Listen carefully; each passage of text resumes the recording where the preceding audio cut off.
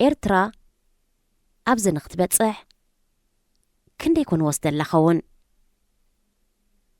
بيرجع لنفسها راديو إيرنا راديو إيرنا كاب كتما باريس محلالف بإرتوران غازت إنياتا زدالو نتسا راديو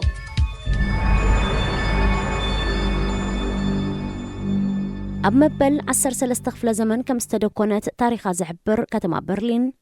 أبز أوان زعبيتن وانا ختمان جرمن أبرأس مخانا صفحات مريتن بسحي نبار هزبن بمقمار أبزوها بترتا حانت خبتن زعبيا كتماتات أوروبا هنا أبعوفو أبزلو عبي تفلت النت زلو من مسحبة سحتي زخونن بوزحات موزيماتا هنتأتن أنواتن نايتشعن تشعات ميتن سوسان حدن كساب شعن تشعات ميتن سوانين تشعاتن نجرمن مبرقن معرابن غيرو أبكلتا مقايلو زنبرا مندق برلين اتكم ملكت حبرتن سلامن زتقاس أما بالعسر شمونتخ فلا زمن زتهانس أفدق براندنبورغ كابك أندي مللي آيوم اتخاب قداموت 10 عبيت ختماتات أوروبا تكون زخالها بس حزبا دما 3.57 مليون إذا مالت بس حزبي كتما برلينن بس حزبي نايتاكم أكل قعزي محدرقا بس حزبا بنتصور كتكسلان زي سماع وترو قمتنا تبهله بزتفلالي قطرتات تمزجيبو زركب إيرتران داركا معرمالتيو زحلفة قنيات متأخاب نايستفلاليا هاجرات صحفتن صحفاتن أبزت أنا قد مشات المتصنبار نابزخن دبس حزب هاجري زحقوفت برلين لعل 4 ساعات ببابور كوكو عسكلخو كم تقدمي 3 عمتات فالمايي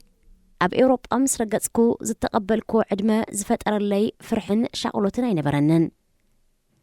شعو أقدمكا كيد كايون أبزي تفلت عب ختما مقاش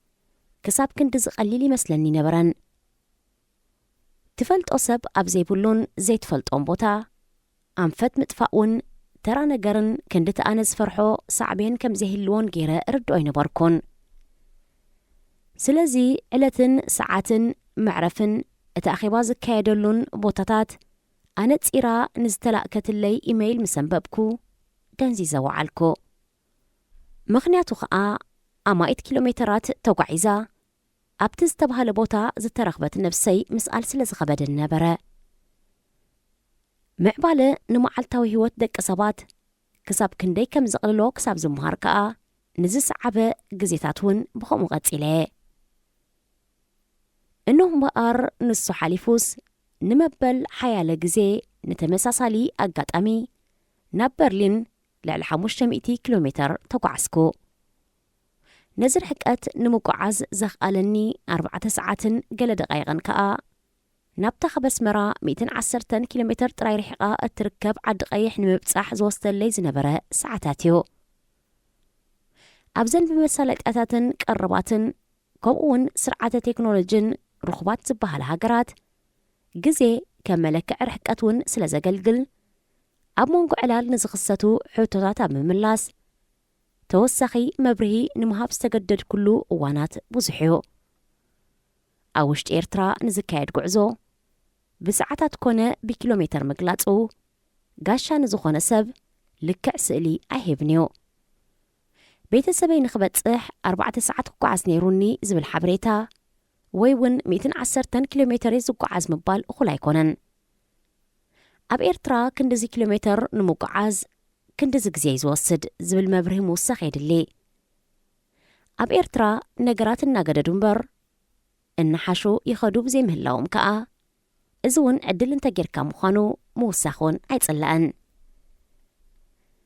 أب كتما برلين أب كتري ليتريتشر هاوس نحسي أبزي عاقتو كفوت بوتا طولو الأير أبزي نفسلو مشت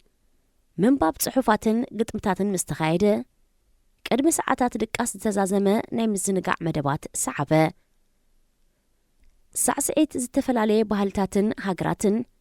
أب حاد هرمت موزيكا سنيدو خاء حلفة إذا مسكونة اتوم بحوارنا معرفينا خنكيد زنبرنا نخيدن نتصنحن أبزب الحسابات سلستما أقلنا ألكسندر اتبعالت بيتون تكايدو زنبرت مقلتن ممرح مدبن زتقاللن اتفتات نمعراق عدوق زنبرة جرمناوي ከብፅሓኒ ተበገሰ ገለ ካብ ተሳተፍቲ ናይት መደብ ኣብ ቤቶም ኢና ዓሪፍና ዝነበርና ኣብ እዋን ምሳሕ ንሱን በዓልቲ ቤቱን ፍጹም ከም ዘይጋየሽ ኣብ ምግባረይ ዘርአዩኒ ክፉትነት ሓዲሱኒ ነበረሞ እዚ ሕውስ ምዃንካስ ካብ ናብ ጀርመን ናብ ኤርትራዩ ዝቐርብ ኢለዮ ነበርኩ እሞ ከዓ ካብ ሙኒክ ክነሱ ቀዲማ መሊሳ በዓልቲ ቤቱ ጀርመን ንጀርመኑስ ካብቶም ቁጥባት ከባቢዩ ንምባል ከዓ ነበረ እምበኣር ናብ ገዛ ኣብ ምምላስና ነዊሕ ግዜ ዝወሰደ ሌላ ዝነበረና መሲልና ነበርና ኩሉ ተዝቐረበ ጽሑፋታት ዝጽቡቕ ነይሩ ተንካፊ እውን ነይሩ መብዛሕትኡ እቲ ጽሑፋት ፈለማ በቲ ዝተጻሕፈሉ መበቆላዊ ቋንቋ ትርጉሙ ድማ ብቋንቋ ጀርመን ስለ ዝቐረበ ንኹሉ ናይ ምክታል ዕድል ዝረሓበይ ነይሩ እታ ቆልዓ ሕጂ ሃለዋታ ይፍለጥኒ ማለት ድዩ እንታይ ዓይነት ሰብ ግን ክሳብ ክንድዚ ኣብታ ኣጋጣሚ ናብ ዘቕረብክዎ ትሕዝቶ ጠለቐ ብዛዕባ ግጥሚ ናብ ሲሃም ሕፅር ዝበለ መብርሂ ተነይቡ ብምንባሩ እቲ ትሕዝቶን ዛንታታ ጅሆን ግዳይን ዝኾነት ጎርዞን ሲሃም ዓሊ ዝፈጠረትሉ ድንጋፀ ኣብ ድምፅውን ኣይሰኣንክዎን ሲሃም ኣብነት ናይ ብዙሕ ኣብ ኤርትራ ዝግበር ዘሎ ጥሕሰትን ሕግን ዓመፅን ዳ እምበር መፅሓፉን ምዝርዛሩን ንግዜ ዝረብረበ ኣዝዩ ብዙሕ ተመሳሳሊ ዛንታታት ኤርትራውያን ከም ዘሎ ከብርህ ፈተንኩ ብልክዕ ከዓ ግህሰት መሰል መንእሰይ ሲሃም ዛንታ ብዙሓት ኤርትራውያን መዛኑ ብቐንዱ መርኣያህሉ ኩነታት ኤርትራ ከዓ ብዓብዩ ሬድዮ ኤረና ሬድዮ ኤረና ካብ ከተማ ፓሪስ ዝመሓላለፍ ብኤርትራውያን ጋዜጠኛታት ዝዳሎ ነፃ ሬድዮ እዩ ጎድና መምስ ተጸንበርና ደው ኢሉ ናብ ኩሉ ማእዝን ምቁማት ምስ ደጋገመ ከዓ መኪንኡ ኣብ ዝገደፋ ከም ዝተደናገሮ እናገመትኩ ዳርጋ እግሩ ምስጓም ቀጸልኩ ሕጂ ሰብኣይ ዕድሜኡ ክንደይ ገይሩሎ በለኒ ዕላልና ንምቕጻል ከምቲ ለካቲት 2009 ኣብ ክፍሊ መመርመሪ ቤት ማእሰርቲ ዓዲ ኣቤቶ ነስ ሰብኣይ ትኸውን ሓንቲ ጢዳ ተሳኢና ኢልኪ ተዛሪብኪ ዝብል ክሲ ምስ ቀረበለይ ኣይ ናይ ሰብኣይ ዝብል ሕቶ ዝነበረኒ ገይረ ኣይተደናገርኩን ኣብ ክንድኡስ ቁፅሪ ክጽውዕ ደኣ ተደናደንኩ እቲ ከም ዕድመ ዓማጺና ዝጥቀስ ቁፅሪ ቅድሚ ምርኩሓ ይግዳ ገለ ካብቶም ኣብ ዓዲ ስደት ኮይኖም ንደለይቲ ፍትሓዊ ለውጢ ካብ ንምሕራቕ ዝሓልፍ ምኽንያት ዘይብሉ ዕለተ ልደቱ ክጽምብሉ ኣብ መራኸቢ ብዙሃን እንሪኦም ሰባት ኣብ እምሮ ይመጹ ኤርትራ ካብዚ ዘላቶ ዝኸፍዕ ዕንወትን ብድመትን ምእንቲ ክትርእን ከተርእን ዕድሚኦም ክመቕልዎውን ድልዋት ምዃኖም ምስ ዝምባጻዕ ቃላቶም ዘከርክዎም እዚ ጽምብልን ጉራን ኣብ ኤርትራ ኮይኖም ከም ዘይተግብርዎ ርዱእ ኮይኑ እቶም ዕድመ ረጋጺናን ዓመታት ወፅዓናን ዘዘኻኽሩና ግና ንሳቶም እዞም ኮንቱ ወደሳዮም እምበኣር እቲ ቁፅሪ እንስዩ ኣነውን ንመተዓልልተይ ዝደገም ኩሉ ከም ሰብካ ከመይ ዓይነት ሰብ እዩ ድማ ወሰኸ ከመይ ዓይነት ሰብ ምዃኑ እናተነገርናዮ ዝዓበናን ተግባራቱ ብግብሪ ዘርአዩናን በበይኑ ምዃኑ ብምግላጽ ጀመርኩ ዝያዳ ንኽሕግዘኒ ከዓ ኣብ ዝሓለፈ መያዝያ ነዚ ሕቶ ዝምልስ መጽናዕታዊ ጽሑፍ ዘእንገደ ገጽ ዲሞክራሲ ኢን ኣፍሪካ .org ጠቐስኩ ድሕርቲ ኣብ ኤርትራን ህዝባን ዘውርዶ ዘሎን ከቢድ ወፅዓን በደላትን ተግባራቱ ባዕላቶም ሕቶታት ክለዓዕሉን ክምልሱን ምስ ጀመሩ ከም ሓው መምሃርቲ መታዓቢቲ ዓርከ መዘና ናይ ቃልሲ ብጻይ ከመይ ዓይነት ሰብ ምንባሩን ምዃኑን ዝተነገረና ፍጻመታት እውን ከም ኣብነት ኣልዓልኩ ኣብ እዋን ቃልሲ ኾነ ድሕሪ ናጽነት ቀዳሞት ዘጥፍኦም እቶም ቀንዲ ቀረብቱን ኣመንቱን ናይ ቃልሲ ብጾቱን ምንባሮም ብኻልእ ሸነኽ ከዓ እታ ይመርሓ ኣለኹ ዝብላ ኤርትራ ዝበስሑ ካብ ኣባላት ስድራ ቤቱ ካብዲኡ ጀሚርካ ከም ዘይነብርዋ ዝኣመሰሉ ዝርዝራት ዘካተተ መብርሂ ኣስዓብኩ ንደልያ ዝነበርና መኪና ኣብ ዝነበረቶ ቦታ ብምብጻሕና ኸዓ ዝርርብና ንግዚኡ ደዋበልና ማዕጾ መኪና ኣብ ምኽፋቱ ኸኣየ እታ ንደልያ ዝነበርና መኪና መኪንኡ ዘይምዃና ዝተረዳኣኒ ኣብ ክንዲ ታክሲ ምጽዋዕ ተገልጋሊ ባዕሉ እናዘወረ ካብ ዝግልገለለን መካይንያ ኣዝያ ዘመናዊት እውን ነበረት ኣዝዩ ቀሊልን ብተዛማዲ ድማ ብርትዓዊ ዋጋን ዝርከብ ኣገልግሎት መኪና ምውናን ግድን ኣይከውንን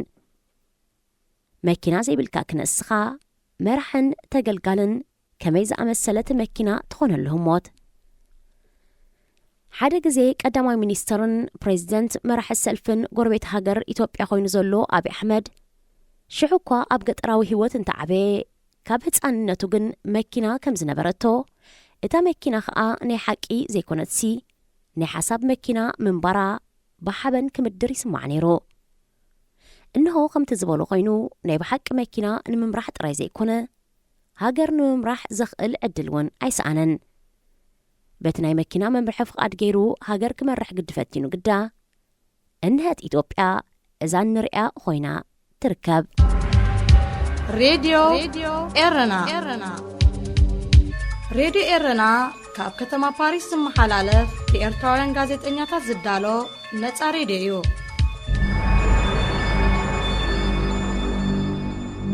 አሌክሳንደር በተኣዝዩ ቀሊል ኣገባብ ኣገልግሎት ዝረኸባ መኪና እናመርሐ መንገድና ቀጸልና በቲ ዘጸብሪጋ ላዕልን ታሕትን ዘብል ውዕል ናብ ዝነበረቶን ምምላሳ ዘገድድ ቅድመ ኩነት ዘይብሉ ልሙፅን ጥጡሕን ኣገልግሎት ቅንእ ስለ ዝተሰማዓኒ ኤርትራ ነዚ ዓይነት ኣገልግሎት ክትበጽሕሲ ክንደይ ዓመታት ኮነ ድልያ ይኸውን ዓዊለ ስተንተንኩ በዚ ኸይተሓጸርኩን ንገሊኡ ኣገልግሎታት ከሰላስል ኣብ ምህውታተይ ከዓ ብቓላት መተዓልልተይ ተመለስኩ ነዊሕ ግዜ ዝወስድ ከይመስለክ ቅድሚ 5 ወይ 10 ዓመታት እኮ ዝኹሉ ትሪኦ ዘለኸ ከምዚ ሕጂ ዘለዎ ይነበረን እቲ ውልቀ መላኽ እንተተኣልዩ ኣብ ውሑድ ዓመታት ተጠቀምቲ ናይ ዝኹሉ ምዕባለታት ክትኮኑ ትኽእሉ ኢኹም ንምምሃዝዩ ግዜ ዝወስድ እምበር ተጠቃሚ ንምዃኑ እኮ ክሳብ ክንድኡ ከቢድ ኣይኮነን ነቲ ገለ ግዜ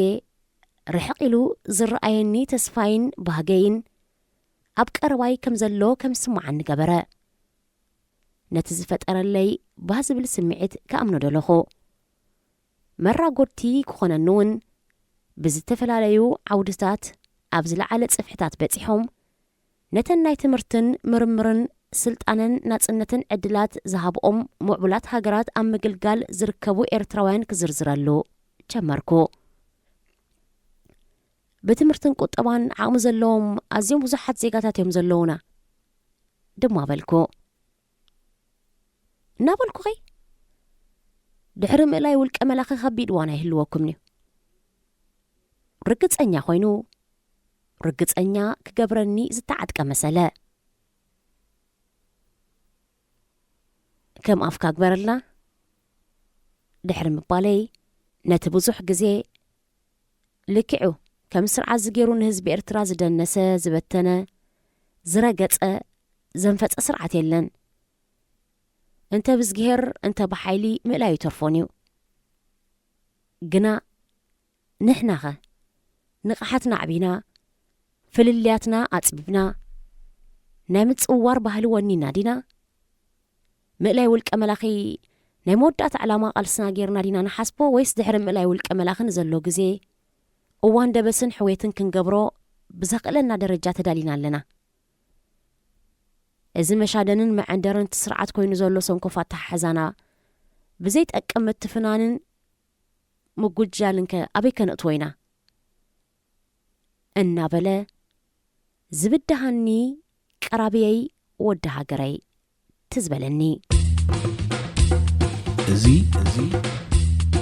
ድምፂ ራድዮ ኤረና እዩ